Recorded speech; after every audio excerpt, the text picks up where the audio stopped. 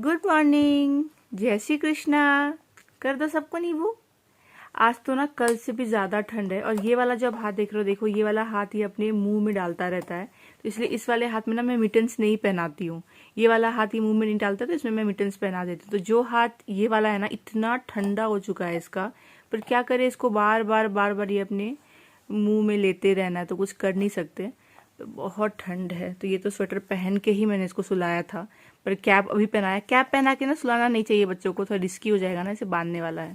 तो ये भी सुबह पहनाया है और ये भी पहन के रखा था इसने, पर बहुत ठंड है, स्पेशली बच्चों के लिए तो काफी ज्यादा ठंडा। मतलब ये बैंगलोर लेवल का ठंडा, जो ठंडा पड़ता है नॉर्थ में या ईस्ट में, वैसा वाला ठंडा तो नहीं पड़ता यहाँ पे, पर है। जैसे धूप नहीं निकल रही है, 3-4 दिन हो गए धूप नहीं है ना, सुबह 10 बजे तक में कुहासा रहता है और ओवरऑल ठंडा लगता है घर में, तो वैसी वाली ठंड है। पर एक्चुअल जो कड़ाके की ठंड पड़ती है वो तो नहीं है। देखिए ना, मैंने नहीं पहना है कुछ भी स्वेटर या स्वेटशर्ट वगैरह। कभी कभी लगती है ठंड तो एक थोड़ा सा डाल लिया, कुछ एक कार्डिगन टाइप का, आधे घंटे में खोल दिया, वैसा वाला होता है। एनीवे सुबह के बज रहे हैं 7। आज नींद उठाया सो करके 6:30 बजे, और आधे घंटे से मैं खेल रही हूँ। अंगद फ्रेश हो रहा है, फिर जाते हैं नाश्ता वाश्ता करते हैं, दिन की शुरुआत करते हैं। चलिए।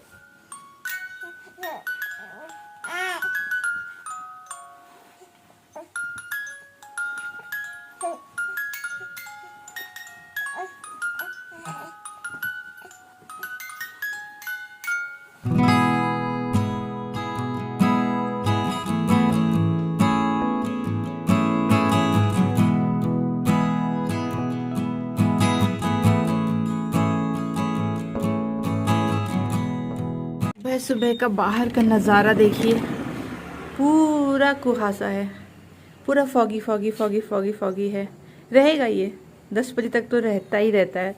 हा, मस्त वाली ठंड है, अच्छी वाली ठंड है, मतलब ऐसी नहीं जो आपको बहुत ज़्यादा इरिटेट करे, पर बहुत अच्छा लग रहा है। चलिए, आ गया अपना डोसा बैटर, फटाफट बनाते हैं अब। देखिए ना, क्रिसमस थीम पे है पैकेट।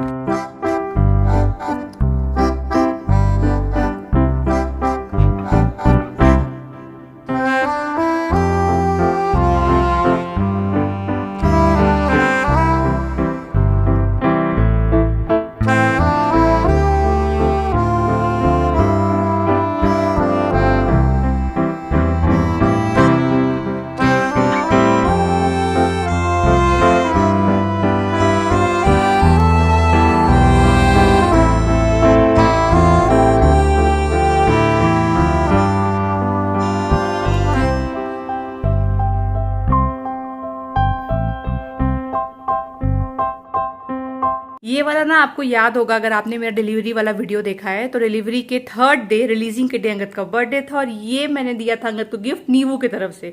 तो एक्चुअली ये ना फ्रिज मैग्नेट नहीं था, ये स्टैंड पे रखने वाला था, पर घर आके देखिए हमने ना इसमें इस तरीके से चिपका दिया है मैग्नेट, तो ये बन गया है फ्रिज के लिए मैग्नेट, और कितना अच्छा लगता है, बहुत ही प्यारा। I love you this much, और एकदम लग रहा है कि छोटा सा बेबी है। तो ये केक के साथ में मैंने मंगवाया था अंगद के लिए, बहुत स्पेशल है। जब भी देखती हूँ ना खुश हो जाती हूँ।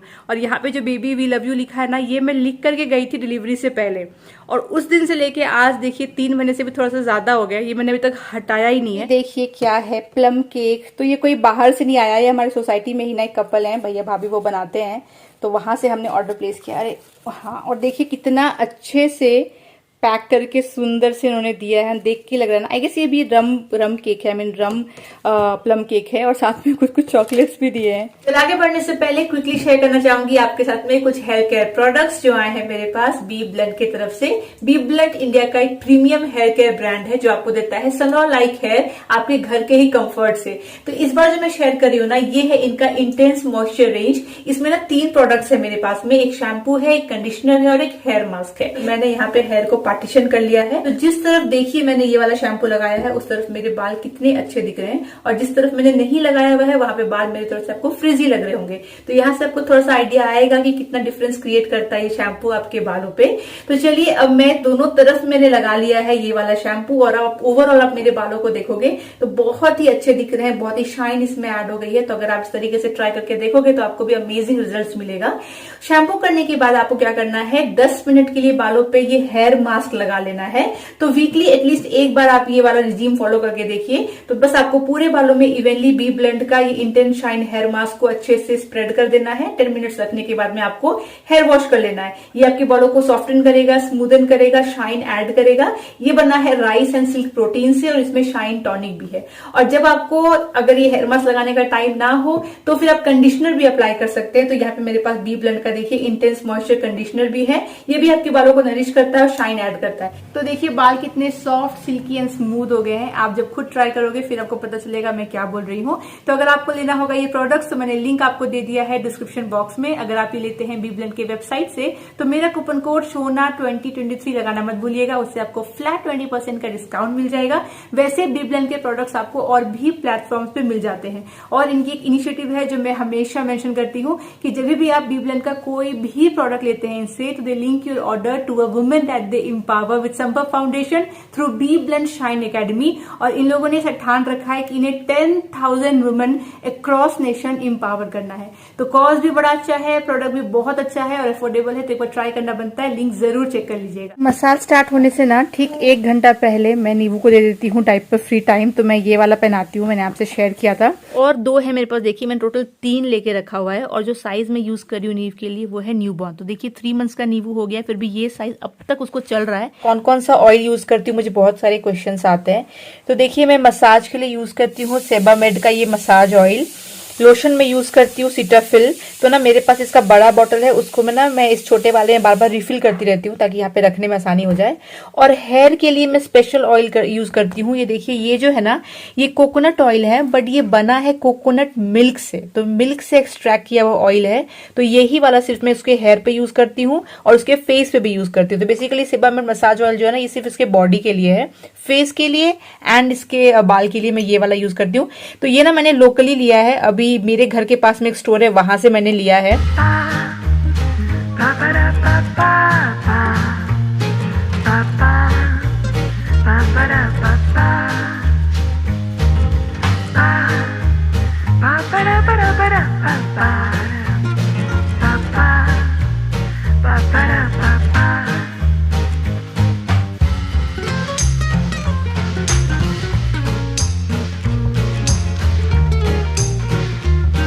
नीव का तो मसाज हो गया और मैंने ना उसके बाद फटाफट से ना 5 मिनट में शावर ले लिया, क्योंकि अंगद को जाना था बाहर। मैंने कहा था ना कि पासपोर्ट के लिए नीव को जाना है उसको पुलिस स्टेशन वेरिफिकेशन के लिए, तो वो उधर निकल गया। और आज ना मेरी मसाज से छुट्टी है, क्योंकि जो मसाज करने आती है उनके बच्चे के स्कूल में फंक्शन था।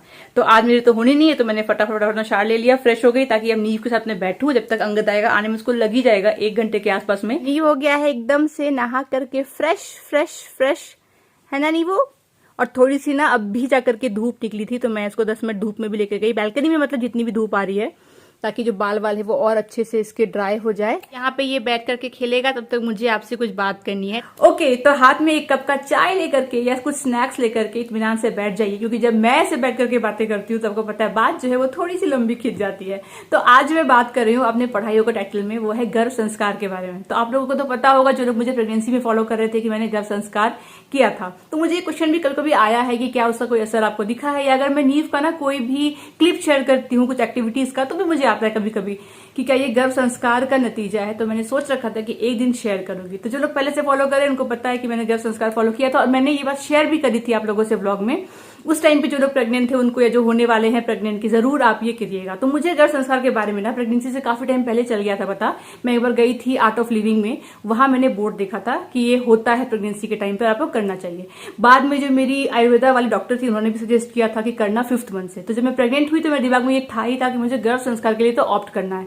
तो गर्भ संस्कार ना मोटा मोटी मैं बता दूं जिनको नहीं पता है, ऐसा कोई पूजा पाठ या कोई ऐसा एक पर्टिकुलर मंत्र नहीं होता है, ये एक वे ऑफ लिविंग है मैं तो बोलूंगी। तो जब से आप कंसीव करते हो ना, आपका जो थॉट प्रोसेस है वो आपके बच्चे पे ट्रांसफर होता है। मतलब अगर मदर खुश है बहुत ज्यादा, उसका जो ये 9 मंथ्स का प्रेगनेंसी पीरियड है बहुत ही हैप्पी गया है, बहुत ही अच्छे से बीता है, वो अच्छी अच्छी बातें सोची हैं, अच्छे लोगों के बीच उठना बैठना हुआ है, अच्छी चीजें पढ़ा है आपने, अच्छी चीजें देखा है आपने, तो वो सब जो पॉजिटिव थिंकिंग होते हैं ना, उसका असर आपके बच्चे पे पड़ता है जो आपके गर्भ में है। और इसका एक मेजर पार्ट होता है गर्भ संवाद, मतलब talking to the baby in the womb.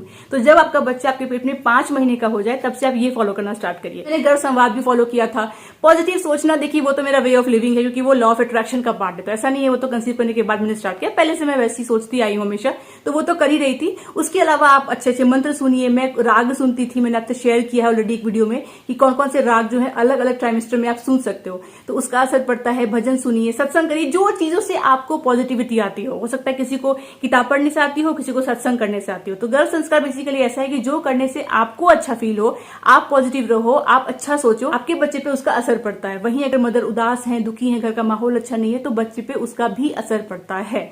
तो गर्भ संस्कार जो है आपके बच्चे का जो ओवरऑल पर्सनैलिटी है उसको इनहैंस करता है, उसमें चीजें एडअप करता है।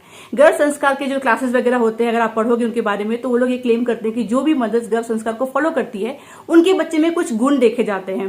जैसे कि कहते हैं कि उनके बच्चे जो है जल्दी बोलने लग जाते हैं, जल्दी चलने लग जाते हैं, इंटेलिजेंट होते हैं, बहुत ही हैप्पी होते हैं, ज्यादा फसी नहीं होते, क्रैंकी नहीं होते, हेल्दी होते हैं। तो ये सब क्लेम किया जाता है। अभी नींबू में इसमें से क्या क्या चीजें गुण आई हैं वो तो समय बताएगा, अभी तो 3 महीने का ही मेरा बच्चा है। पर कुछ चीजें हैं जो हाँ मुझे दिखती हैं। अब मैं ऐसा कुछ ऐसा मोहर नहीं लगाना चाहती हूँ कि हाँ ये गर्भ संस्कार की वजह से आया है, पर मुझे जो ओवरऑल दिखता है, जैसे वो जो बोलना जो होता है ना, वो काफी ट्राई करता है बोलने का। लाइक जब वो 1 मंथ का ही था ना, तब से उसने हाई बोलना स्टार्ट कर दिया था।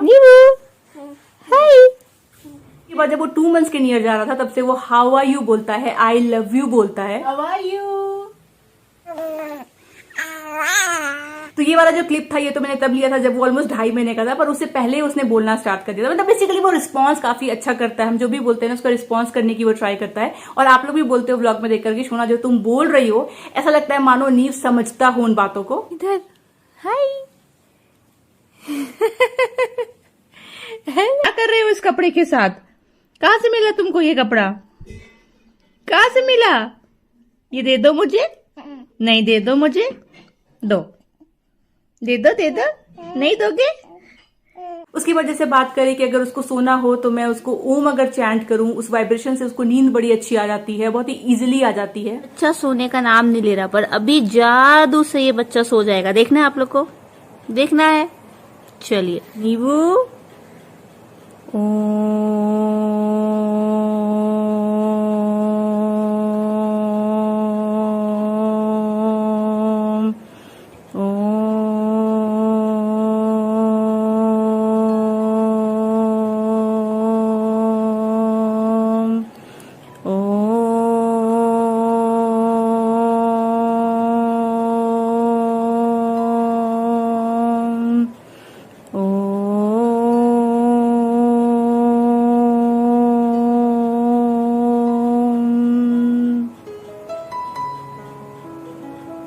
फिर जो भी वो एक्टिविटीज कर रहा होता है उसमें एक्टिव काफी ज्यादा रहता है। हम जो भी बोलते हैं उस बात को समझ के वो बहुत ही हैप्पीली उस एक्टिविटी को करता है। ट्राई, हाँ ट्राई ट्राई,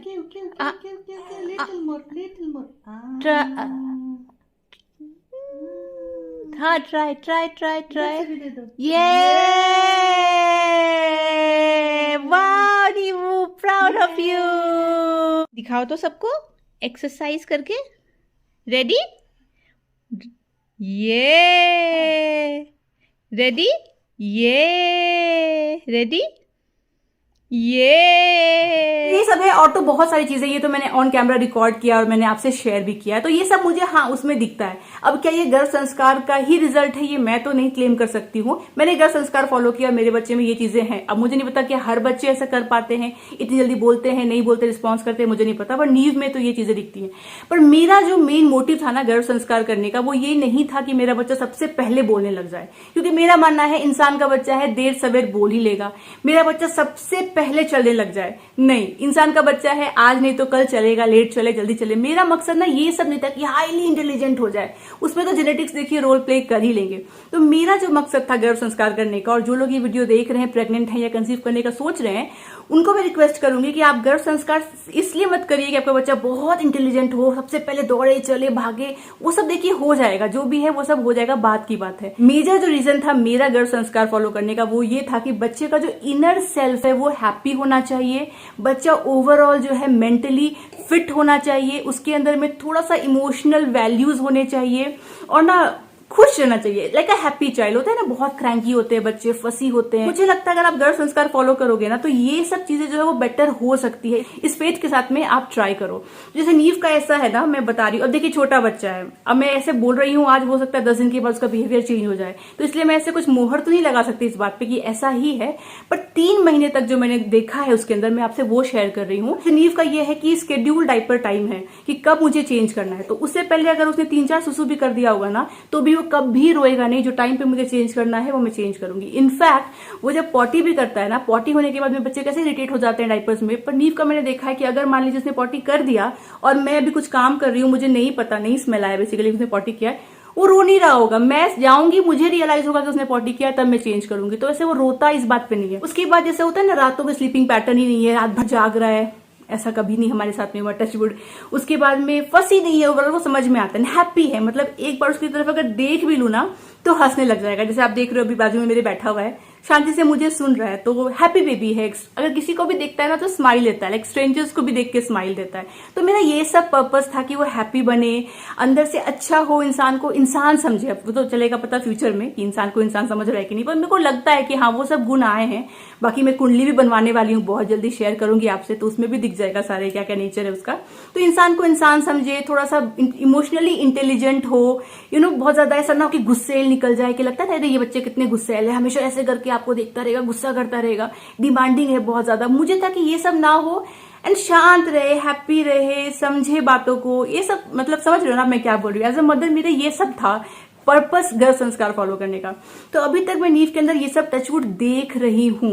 जैसे बच्चा है देखिए तो रोएगा, ऐसा तो नहीं कि रोएगा ही नहीं, हंसता ही रहेगा, वो तो आप लोग भी देखते हो ना। कभी कभी कोई बात पे इरिटेट हो जाता है तो रो देता है, थोड़ा बहुत गाड़ी में बैठा है तो उसको लगता है बोर तो रो रहा है, उतना तो ठीक है, पर वो जो रोना है ना वो उसका 30-40 सेकेंड ज्यादा कभी भी नहीं हुआ है कि हम परेशान हैं, हमको समझ नहीं आ रहा, हम इधर भाग रहे हैं उसको लेकर के। नहीं, अब जो नहीं हुआ है वो मैं झूठ क्यों बोलूं कि वैसा करता है, वैसा हम नहीं परेशान हुए हैं। तो ये सब देखने से ना मुझे लगता है कि वो जो मेरा पर्पस था गर्भ संस्कार फॉलो करने का, वो पर्पस आया है बच्चे में फिलहाल 3 महीने की जर्नी में। तो ये मेरा अभी तक का एक्सपीरियंस रहा है नीव को लेकर के। तो मैंने जो ये गर्भ संस्कार है ये फॉलो किया, जब से कंसीव किया, पूरी प्रेगनेंसी, चाहे जो भी सर्कमस्टेंसेस हो मेरे आसपास, पूरी प्रेगनेंसी में हैप्पी रही हूँ। और ऐसा नहीं कि कोई मुझे हैप्पी कर दे रहा था, मैंने खुद रियलाइज करके इस चीज को कि बहुत जरूरी है मेरे बच्चे के लिए जो मेरे अंदर है अभी, कि मैं खुश रहूं, मैं अभी अच्छी अच्छी बातें सोचूं, अच्छी बातें सुनूं, उसको एक अच्छा सा इंसान आगे बढ़ने में ये बहुत मदद करेगी। तो ये अवेयरनेस के साथ मैंने प्रेगनेंसी जर्नी अपनी जी है। अभी आप जो लोग प्रेग्नेंट हैं या कंसीव करने का सोच रहे हैं, एक बार गर्भ संस्कार के बारे में जरूर सोच लीजिए।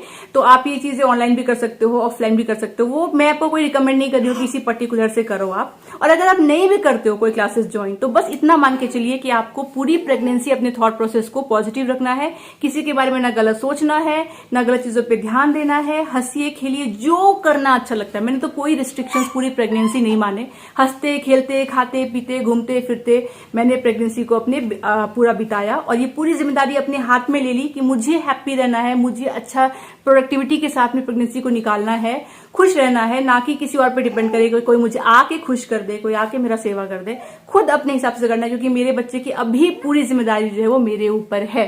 बाद में जब वो पैदा होगा तो environment will play a role और बाकी लोग भी will play a role, but अभी पूरी मेरी जिम्मेदारी। तो इस तरीके से प्लीज पढ़िए इसके बारे में। ओके, एक क्वेश्चन आता है कॉलिक के बारे में कि सोना का नीव कॉलिकी है या उसके गैस के लिए आप क्या करते हो। इस व्लॉग में नहीं इंक्लूड कर रही हूँ, पर मैं आपको नेक्स्ट किसी व्लॉग में बताऊंगी कि कॉलिक ना हो और गैस की प्रॉब्लम ना हो, उसके लिए हमने कुछ स्टेप्स लिए थे। वो स्टेप्स से मुझे लगता है हेल्प होती है बच्चों को, तो मैं जरूर शेयर करूंगी। हाँ, चलिए इसी के साथ मैं इस वीडियो को यहीं तक रखती हूँ। आशा करती हूँ आपको अच्छा लगा हो। हम मिलेंगे आपसे अगली बार, तब तक आप लोग अपना ख्याल रखिए और हमारे वीडियोस को देखते रहिए। Bye bye.